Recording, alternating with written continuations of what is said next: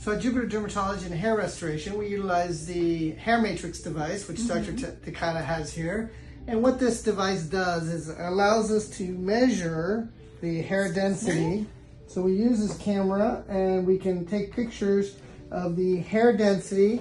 It'll measure the hair follicle thickness and diameter, the number of follicles per centimeter squared, and give us a lot of data to see how many hairs we have, the density of our hairs.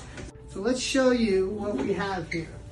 So this is an example of the HairMetrix, and what it does is it analyzes the number of hairs, how many hairs per grouping, what we call follicular units, so some will have one and some will have twos. And the thickness of the graft, right? And the thickness of the hair follicles as well. And we'll show you a little report here that will allow us to determine what's called the coverage value. Okay, so as you can see here, the HairMetrix, in all the areas that we measure, we can get the hair counts per centimeter squared, the sum of hair width per centimeter squared, and we can actually look at how many hairs per follicular unit there are, the average width of the hairs, and sometimes the interfollicular distance. That means the distance between the hair follicles. So this will allow us to properly evaluate how many grafts and how many hairs we have, and we can determine what's called the coverage value.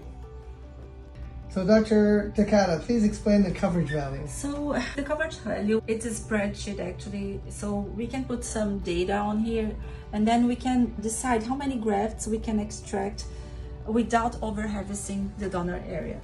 So we have to follow some rules, like if the coverage value is more than 5.4, then we are safe to extract grafts without over-harvesting the donor area. So what we need to put in here is all the information that we had from the HairMetrix, the thickness of the follicles, how many follicles per graft, and the area of the donor area.